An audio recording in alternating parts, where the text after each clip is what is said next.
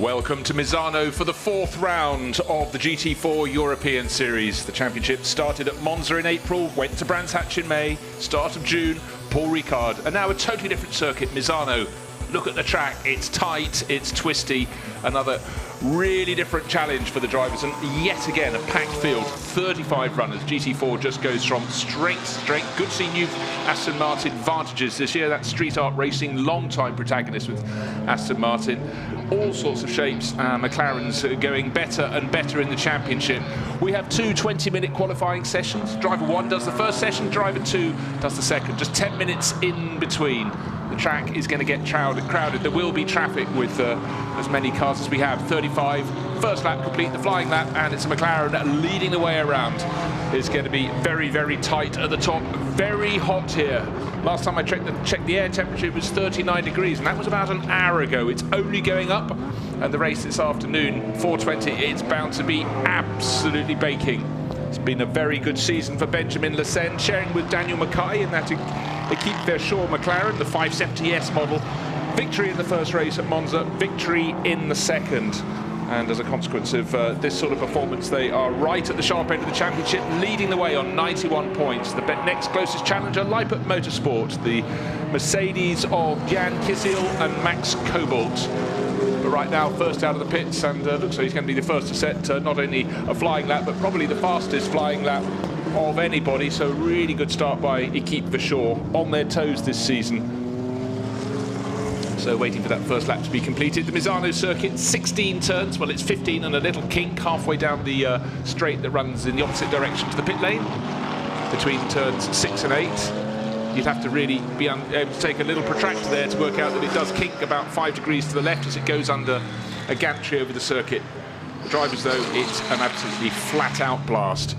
So Benjamin Lecen, let's see what he can do when he comes around to complete his lap. He's actually almost caught up with one of the V8 Racing, or the V8 Racing Chevrolet Camaro, GT4R model. That's driven at the moment by Dutch racer Francesco Pastorelli, and then be handed over for the second qualifying session to his teammate, the ultra-experienced and always competitive Duncan Heisman. So out of the 16th and final corner over the curves, maybe just about enough still on the track. Looks so the marker's going to be set down by Benjamin Lecen, waiting for that. Max Cobalt was ahead of him on the track, and but the difference between them in times is 2 seconds, and now it's all changing at the top, but still sitting a second clear of the best of the rest is Benjamin Lecen.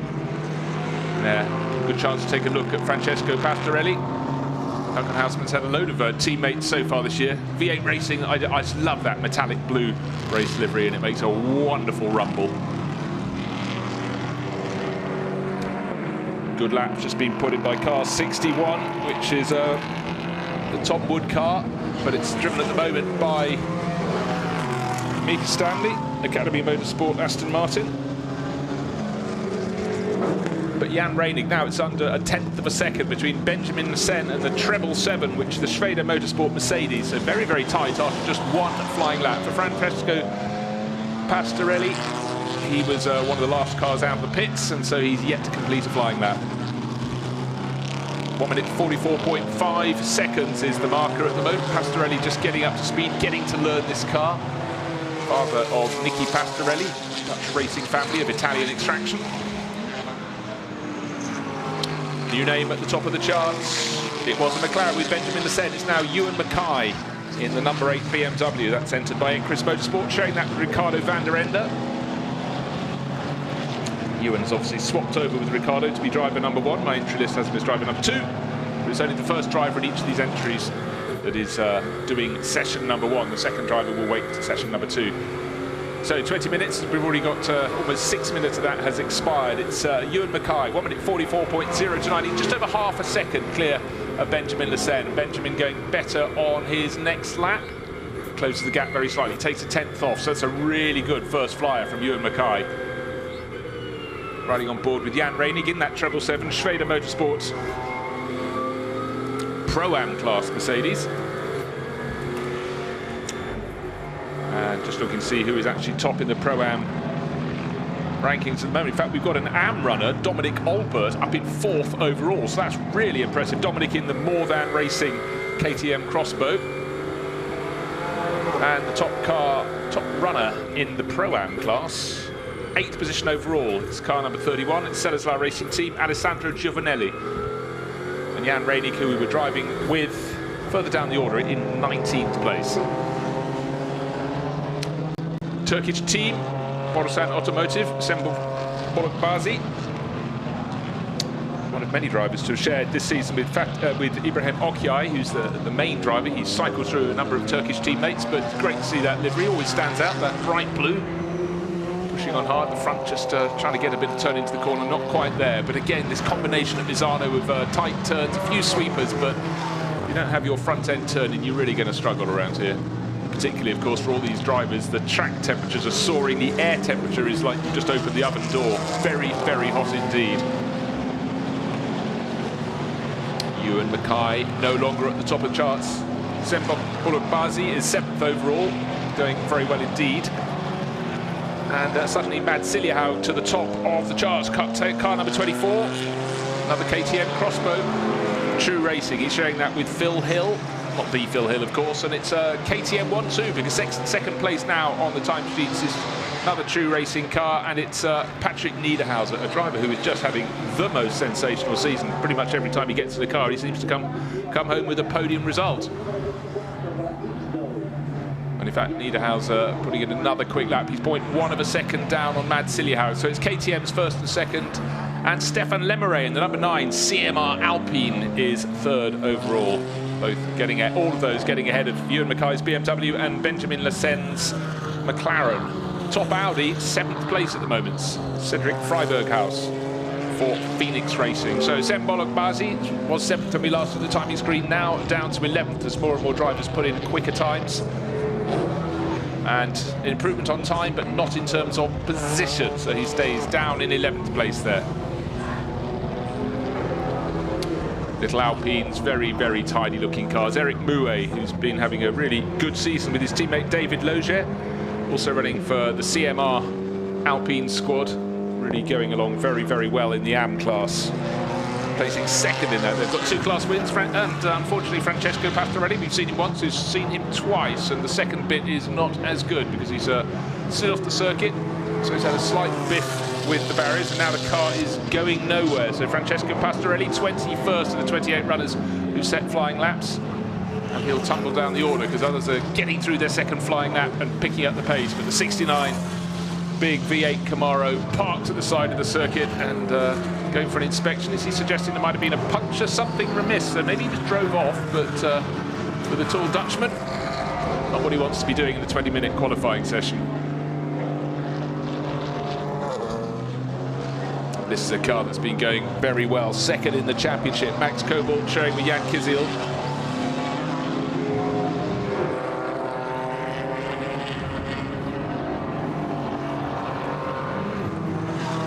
There you can see, in fact, also the car that's setting the initial pace. McLaren in the background with Benjamin Lassen on board, but it's Max Kobold.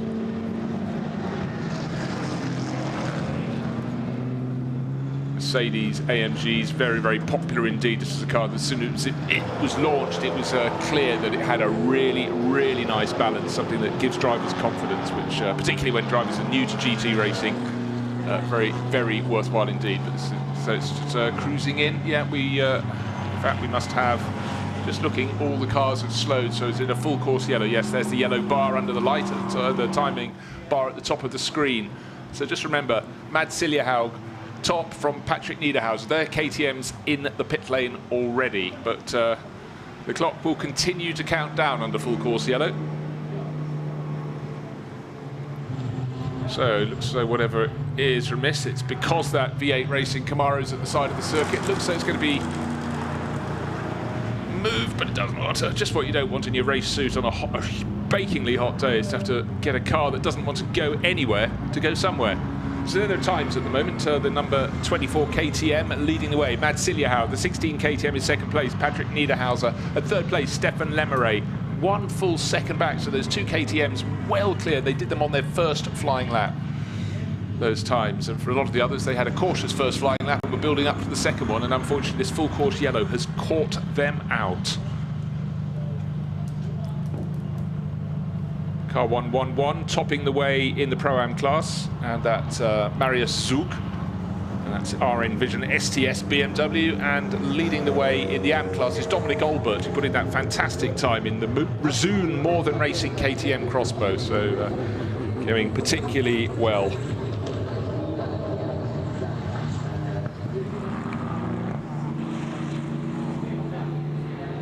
As you can see, quite a spread of times. I really feel it would have tightened up an awful lot, but hopefully that Camaro will be out of the way soon and the drivers out there can really start to wind it up. And as I say that, yellow turns green, so effectively 8 minutes for their qualifying session. Certainly means you have to get that lap in, really nail it. How many risks you taken? So many times at Misano you'll see drivers are spinning out of that final corner.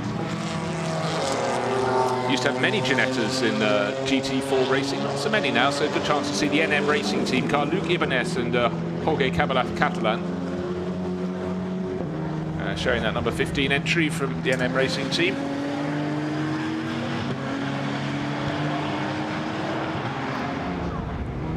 Always with GT4, this spread of manufacturers.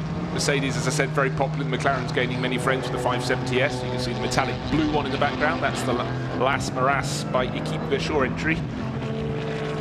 And at the wheel at the moment, Gaviolgi.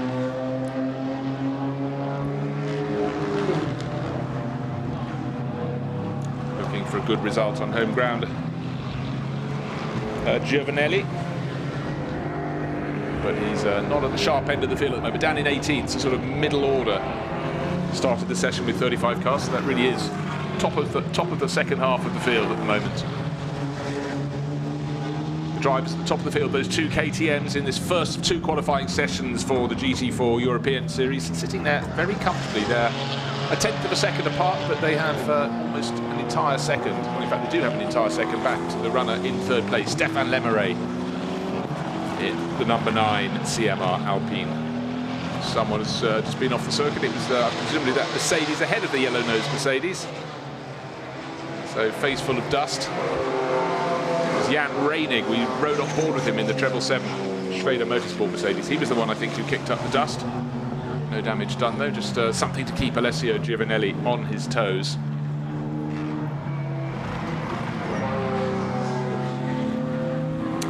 So as you can see, he's improved on his first sector time. Alessandro Giovanelli, second sector time, not so good. Backed off, probably because of all that dust being kicked up into his face. But will have time aplenty. Still 5 minutes remaining in this session to really get to nail a lap. But he's already moved on to the tail of that little Alpine.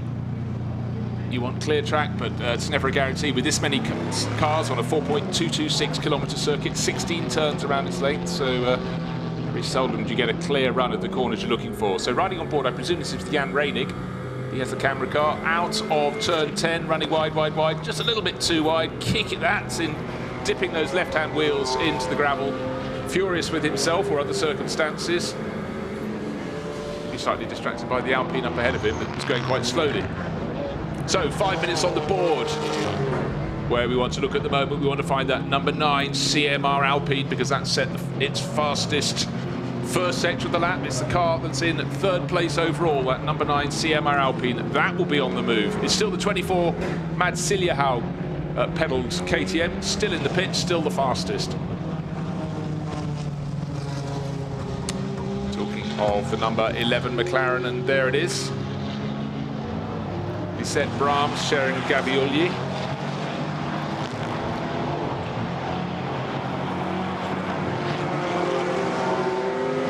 Good to see Lisette back in harness, racing again. Wasn't altogether well last year, had some health issues, but bounced back as only someone as bubbly and determined and vivacious as Lisette can do.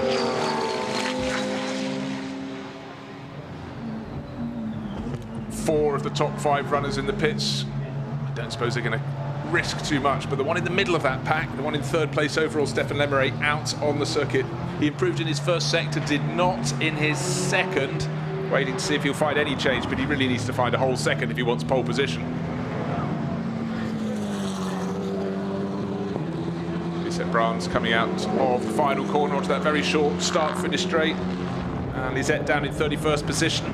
Only 32 drivers have set flying laps. and stays where she is in 31st position. In fact, a second off the pace. Here's Stéphane Lemerey, CMR. Very, very strong driver pairing with Pierre-Alexandre Jean, mercurial French ace. And I think maybe this time around doesn't seem to have traffic in front of him, so this could be the opportunity. But look at the clock, just over 3 minutes remaining. It's going to be busy. People who are making moves. We saw early in the session the Borusan Automotive BMW, that was outside the top 10. It's now in the top 10. Then Bolok Bazi up into 9th position overall. If he'd found a tiny fraction more, he'd gained another position or two. Very tight, effectively, from Max Cobalt in the number 4 Mercedes for Lippert Motorsport in 6th place down to 10. Absolutely nothing in it. How's this lap for Lemerey? No improvement in the first sector, but he's got a clear run. His last lap was compromised in sector 2 of the 3 sectors. Now he's got no compromise. But has he backed off? He's backed off. Yes, that foreshortening head-on shots there from the outside, looking up the straight at turns 12 towards 11. You see he's backed off down to the 13-14 combination, the far end of the circuit, right packed in close to the grandstands there. But cruising in, maybe he's just content that that's enough. 3rd place, hoping he's not going to be challenged, but almost all of the other drivers in the top 10 are parked in the pit lane. Jan Reinig is not in the top 10, he's down in 19th position. Is he improving on this lap? No, he is not. Conditions clearly very, very tricky, and I'm sure in these temperatures, and let's just reiterate, it's probably close on 40 degrees outside. Now, it's fine for me to say that from my air-conditioned commentary box, but it really is hot out there, and we know what that does to tyre life and tyre usage.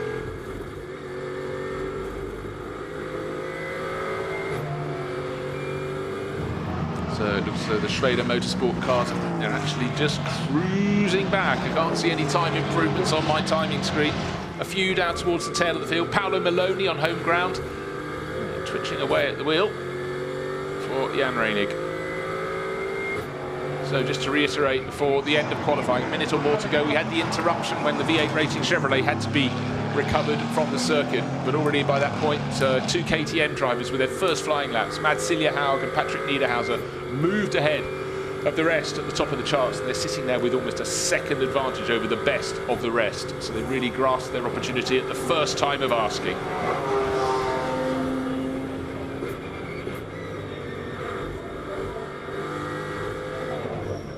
So the majority of drivers actually deciding to park up early. Paolo Maloney waiting for him to complete his lap. He does not improve his time.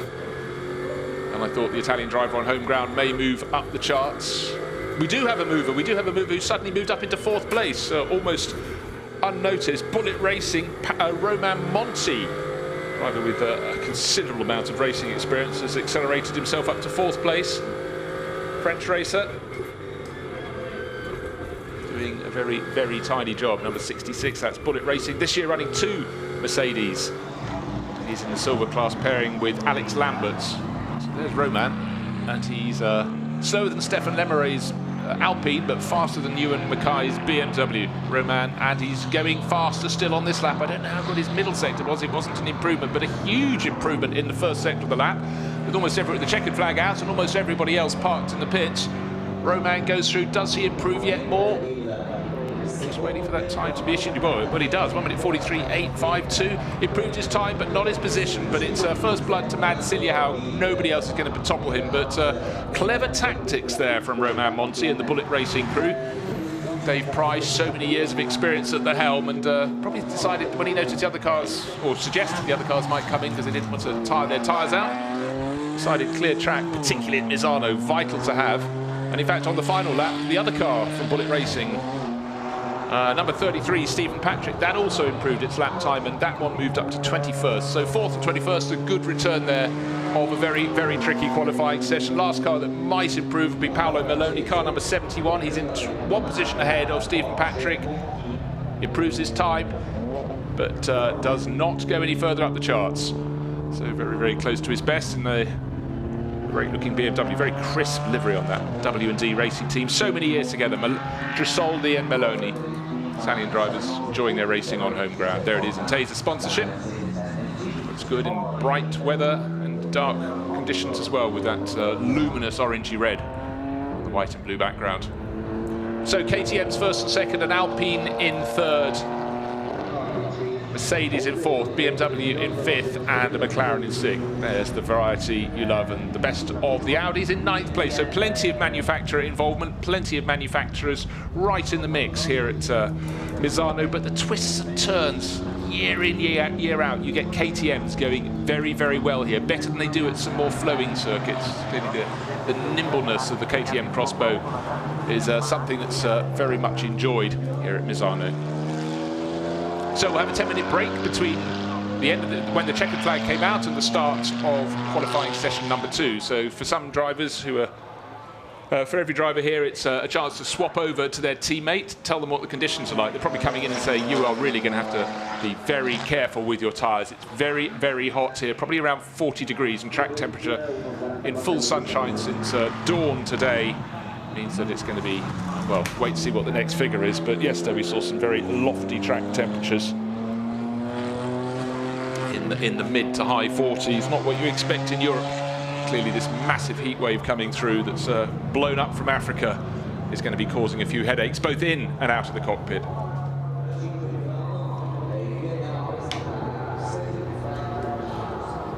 So a stop-start session there for the crews, and makes it very, very difficult indeed for all of them to guess the conditions, guess the situation. So the cars lined up again, drivers being changed over. So those from the cockpit getting out hot, looking for a cool drink.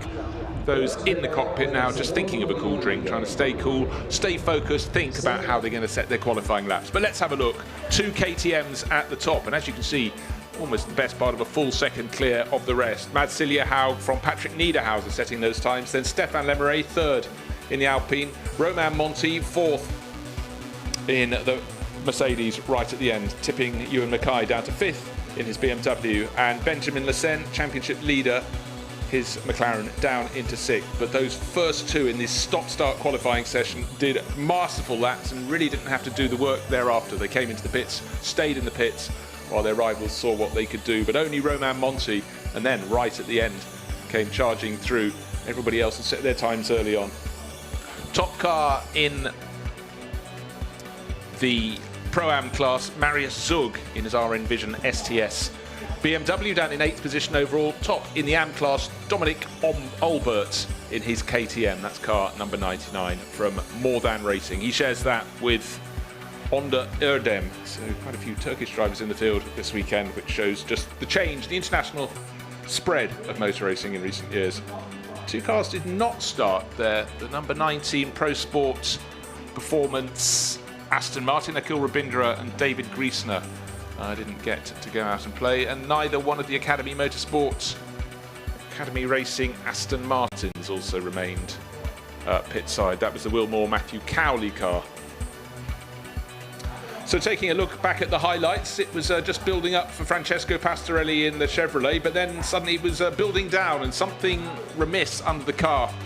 He stopped, had it checked out, the marshals took a look at it as well, and that brought out full course yellow, and that meant that the 20-minute qualifying session had been really, really compressed. And it meant drivers had to take bigger risks to try and set their quick time, some pushing a little too hard. That was Jan Reinig going out over the curbs on the exit of turn 10, ruining his lap, but a twitchy moment or two for the little Alpines. That was the Gregoire de Mustier Alain Fete car. A driver really making moves towards the end of the session was Romain Monti, and he suddenly went from nowhere up to fourth. But that first session belonged to the KTMs. Would it in session number 2? That's where we find out how strong the driver lineups. But if we have an uninterrupted 20-minute session, who knows? It's not anyway guaranteed they will be at the top of the time charts again. But I must say the KTMs really, really seem to like the nature of the Misano circuit. Good breeze down the pit lane, very, very welcome indeed. It's extremely hot. It's easy to say things are hot, but this is a unparalleled heat plume coming up from North Africa.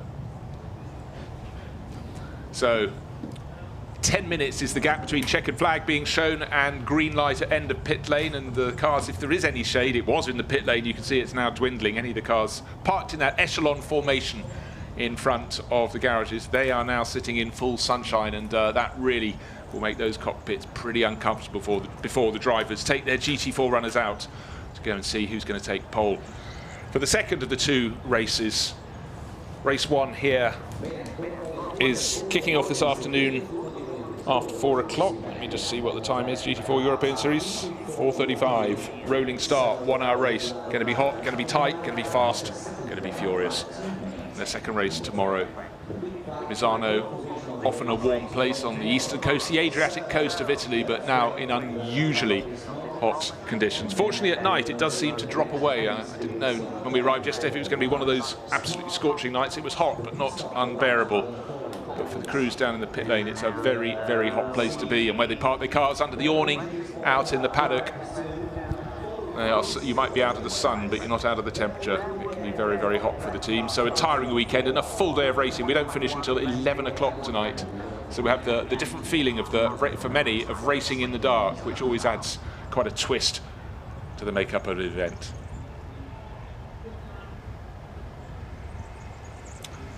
Just to point out who's doing well in the championship, before that first session I pointed out Benjamin Lecen and Daniel Mackay leading overall by 11 points, quite a good lead, 91 points to 80. Their Equipe Vaucheur McLaren ahead of Jan Kissel and Max Cobalt in their Lippert Motorsport Mercedes. But they have 2 wins. The second place crew, Kissel and Cobalt, 1 win. Another team with 2 wins, a team on the move, the team that took the 2 wins last time out.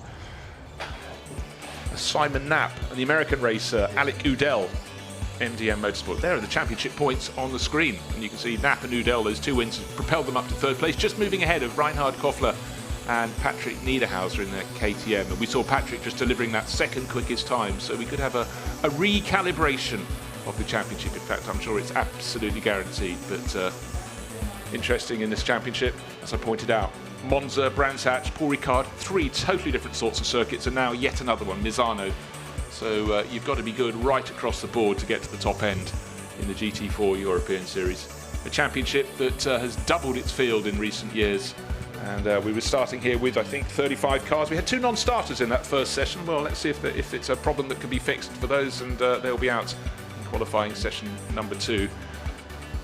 In the Pro-Am Cup, Marcus Pavorus and Lucy Treffs, top of the charts for them. They're racing a Lippert Motorsport Mercedes. 2nd place, Zug and Piana. And Zug went very well in first qualifying today. They are in a BMW, their RN Vision STS. Alain Ferte, there's a driver still racing as 60 years have come and gone. Absolute star in Formula 2 back in the early 1980s, but just loves his racing so much. GT4 has been his rebirth, and he's 3rd in the championship in Pro-Am, sharing with Grégoire de Moustier, 3rd manufacturer at the top end of the field. It's Mercedes from BMW, and they're in the Red Relais competition Alpine. Let's take a look at the AM Cup, and it's Street Art Racing, long-time Aston Martin racing team, Clement Seiler and Pascal Bachmann, and then David Logier, Eric Mouet, they're 2nd in the CMR Alpine, and 3rd is, at the moment, Lisette Brahms. There we are. We saw her out on the track earlier in her metallic blue Las Maras Racing McLaren. So the 3 classes, 2 qualifying sessions. We've had qualifying session number 1, qualifying session number 2 about to begin. 20 minutes. It's going to start in about 2 seconds time.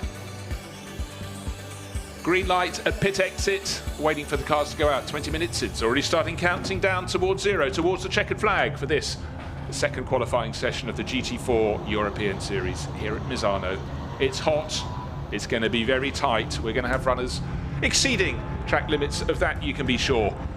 But who's going to get it right? Is it going to be the KTMs at the top? Track temperature 32.9. That's interesting. I think what's happened, this breeze has picked up a little bit, maybe slightly cooled it, but I thought it was going to keep travelling north of 40. Every degree that can come off the air temperature, but particularly off the track temperature, will really, really help the drivers.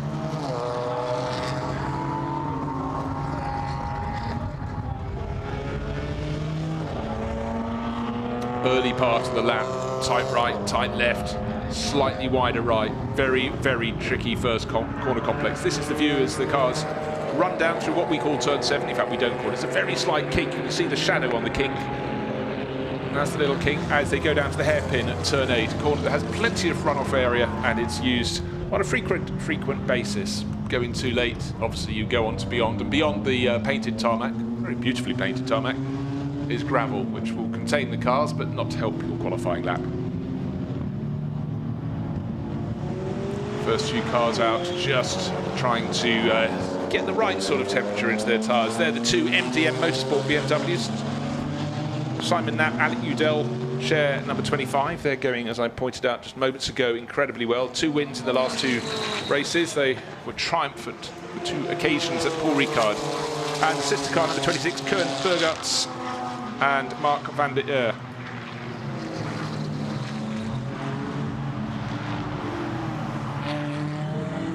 It might just be me, but I would get my drivers a little further apart if they're going on a qualifying lap. We don't want one to have a moment and trip up the second, so as they start their flying lap, any moment now they need to put a bit of space between them, I would suggest.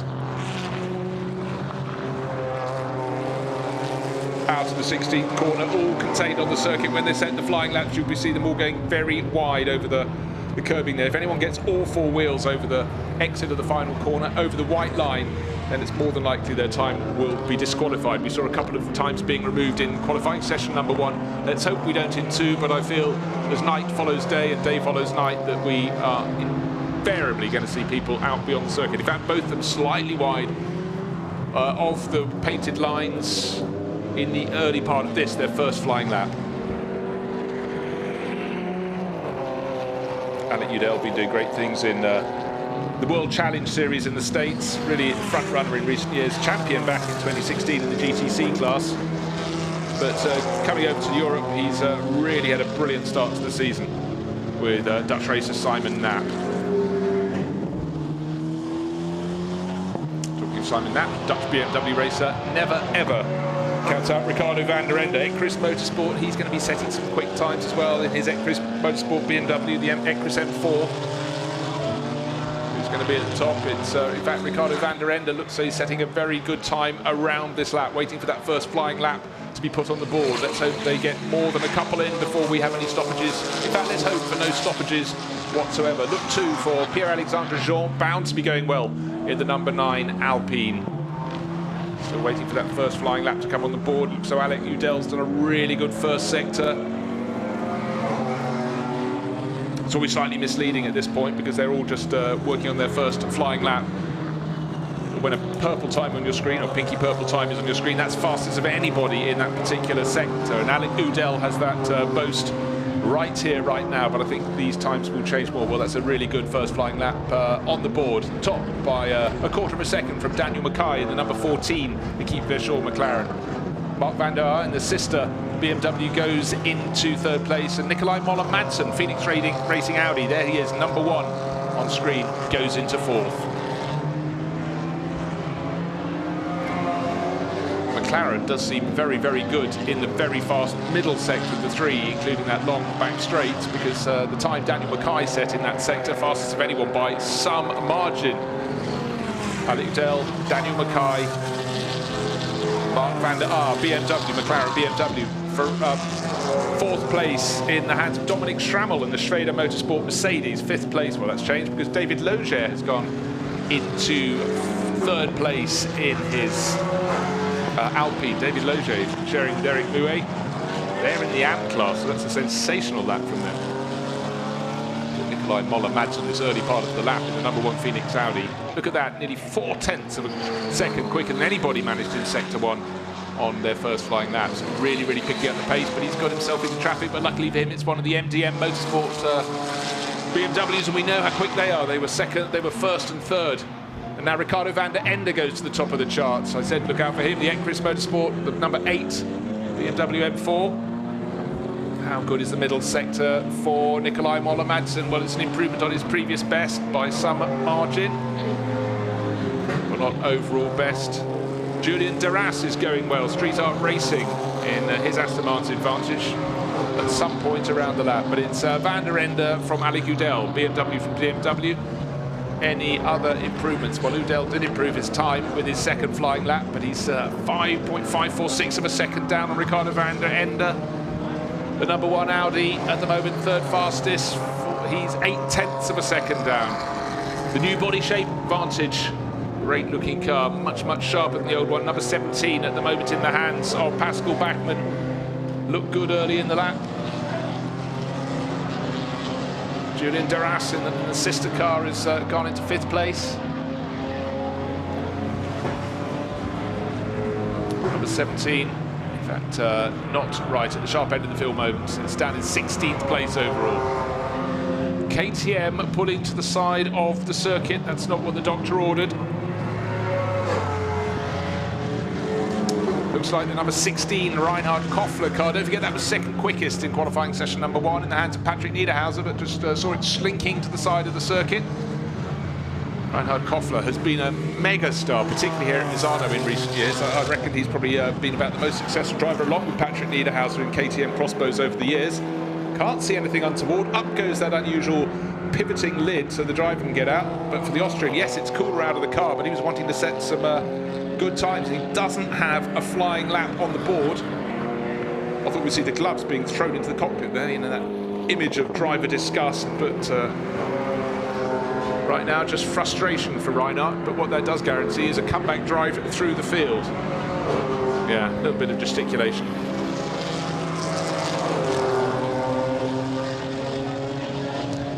And while we were just looking at that, Gabriele Piana in the number 111, which is the R-Envision STS Pro-Am class BMW, up into second place overall.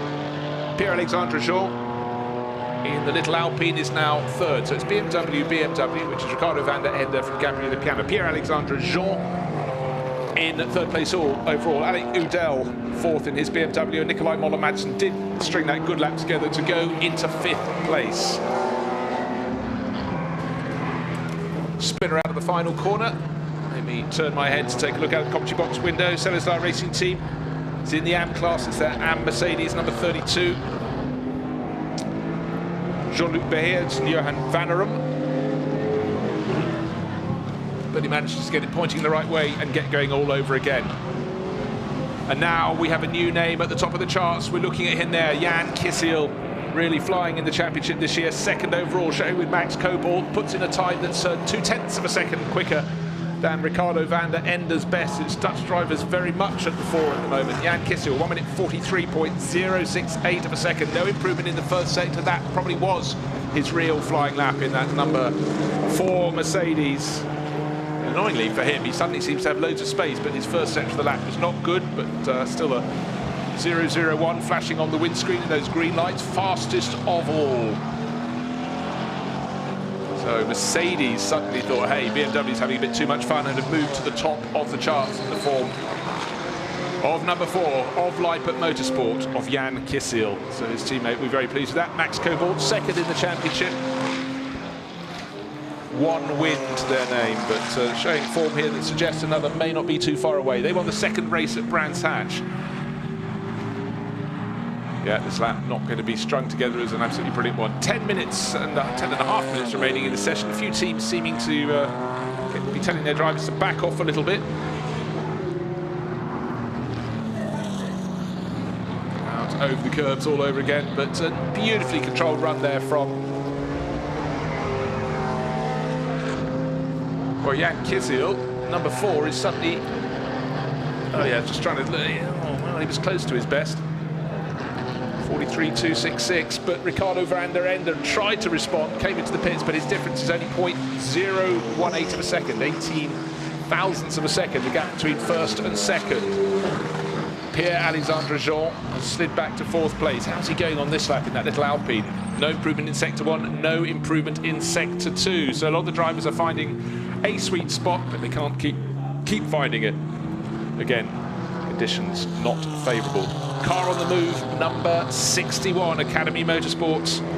Aston Martin, it's the sort of silver one with the yellow flashes on the body, shared with Micah Stanley. Micah did a very good job, and he's moved up to 7th place. First person to improve in the top end for a while. Nikolai Moller-Madsen improved last time around, but he's now slid back to 6th with those late improvements. And suddenly we have the car that was setting the pace, set the fastest first sector of anybody, and has pulled to the side of the circuit. Jan Kisiel from, it's Jonathan Cecotto in the sister car. Car 31, in fact that's the Celestar Racing Team. We saw that one driven, sorry, I got my yellow Mercedes confused. Seen from the front on, Jonathan Cecotto joining Alessandro Giovanelli this weekend.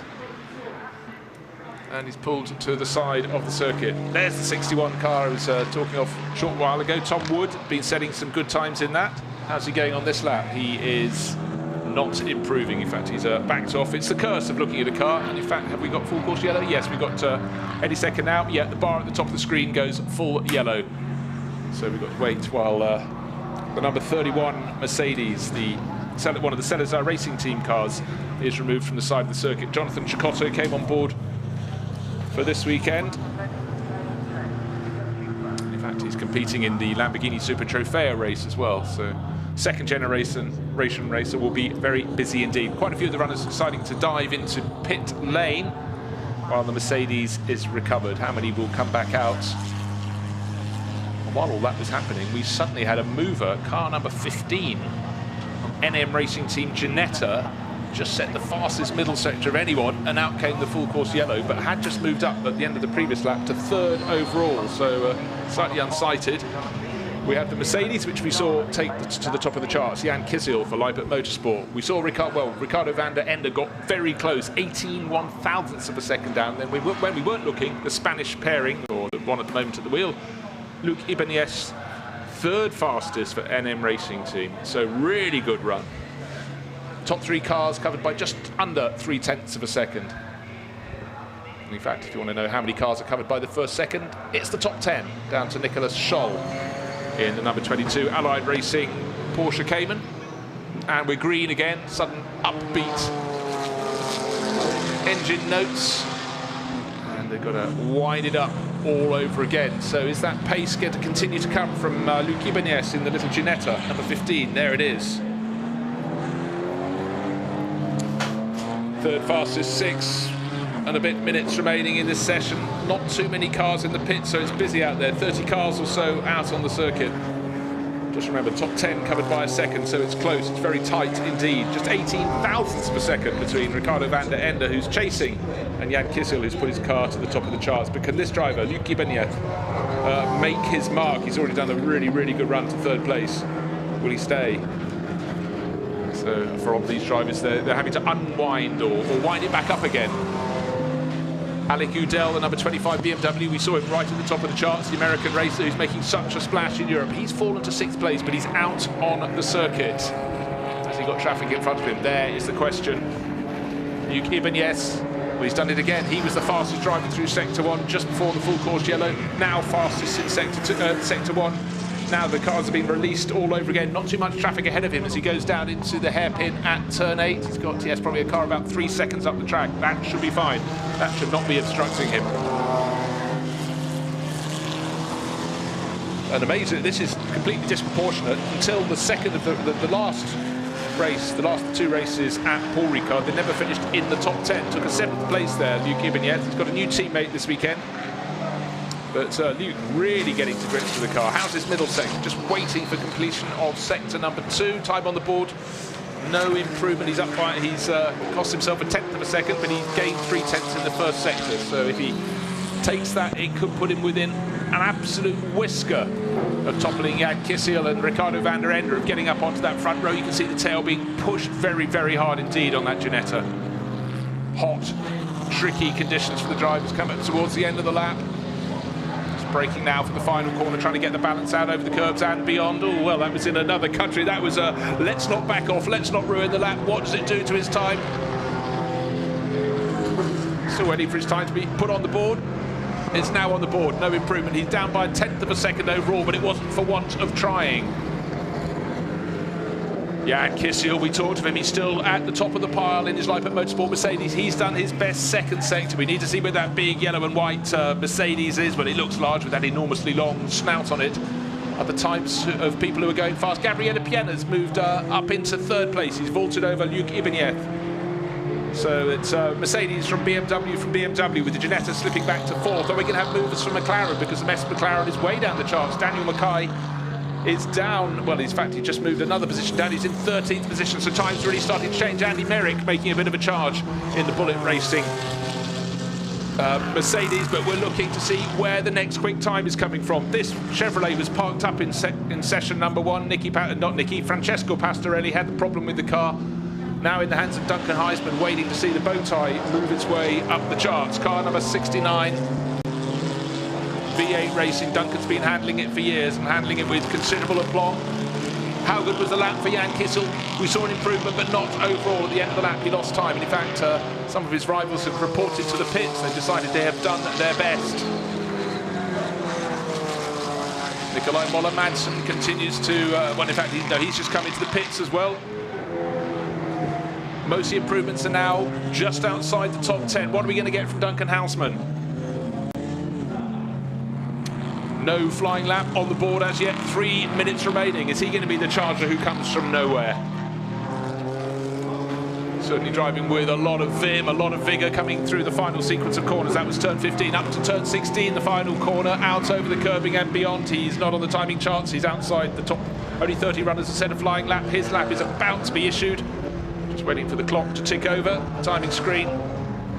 And third place overall, that's how you do it. Years of experience, years of excellence behind the wheel for the Houseman brothers, but Duncan today doing a really, really good job. Whatever the problem was for V8 racing, it was fixed, and fixed very quickly. Don't forget the car had to be towed in after stopping in session 1. They only had a 10-minute turnaround, so great job from the Dutch racers there. It's Mercedes from BMW, from Chevrolet, from BMW again, Ginetta, Alpine, so much variety. Gabriele Piana moved up to third, back down to fourth with that great lap from Duncan Houseman, who is on the move, hunting up and down the timing screens. Yeah, Duncan was the last really quick time, that one that put him into third place overall. And certainly the body language for Gabriele Piana is cruising, not charging. Into the final 2 minutes. Best of the Porsches really some way down the chart, waiting for one to slot in a really good time. And Nicolas Scholl, very handy driver, he is top Porsche, he's 15th overall, and he's not improving around this lap, so he's obviously decided enough is enough. And there he is, driving out of turn 15 on the wrong side of the barriers, or the right side if you're going to the pit lane.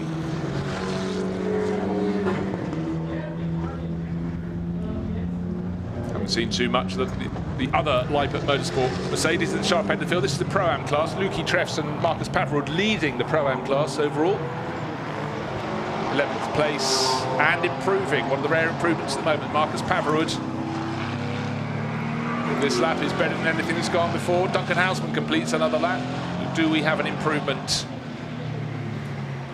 Again, just waiting for those times to come up, but different tactics with a lot of the rivals. Bullet Racing continue to have their drivers out on the circuit late in the session. Is there any improvement from Andy Merrick? In fact, no, he's lost position, lost time. He's fallen down to 16th place overall.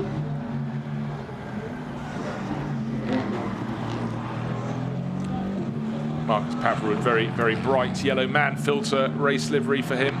11th at the moment. Are we getting an improvement? Yes, in Sector 1, not really Sector 2. In fact, he lost half a second in Sector 2. He's not going to get back in the final session, so he'll be outside the top 10 and stay out there behind them. I think that might be Stephen Merrick in the Bullet Racing car he shares with Stephen Patrick, but no improvement for him. So the clock almost counted down to the end of 20 minutes. And it looks as though Jan Kissel, now just reported to the pits, has done all he needs to do to take the pole position from Ricardo van der Ende. And again, just looking for late movers on the time charts. Alex Lamberts. This is the car that Romain Monti took from nowhere to very much the sharp end of the field for Bullet Racing. So I think it was 4th place overall in qualifying. The checkered flag is out. Last few runners racing towards the finish. And for Alex Lamberts, 18th position at the moment. Don't know if we're going to see any improvements, possibly a small one.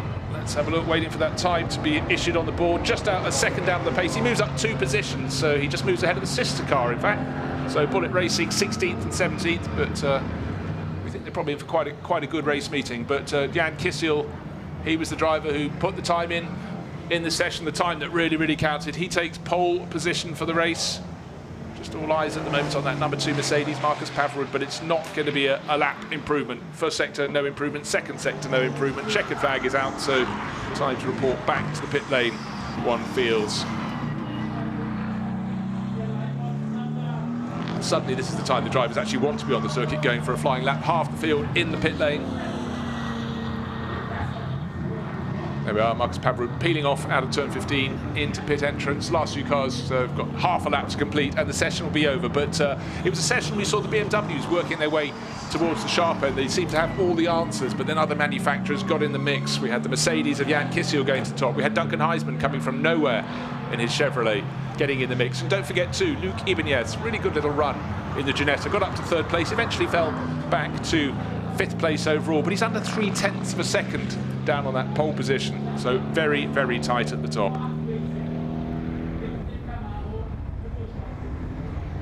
And we talked about drivers running too wide out of the final corner. We just watched car number 66 go over the curbing a little bit too much, and having just moved up ahead of the teammate, Alex Lamberts has now had 2 places. He's fallen 2 places. That lap time was removed from him for exceeding track limits. So the officials looking at all occasions to see if drivers are trying to steal an advantage. And the number 66 car, there it is, cruising back in, being punished, but only the loss of 2 positions, so nothing too disastrous.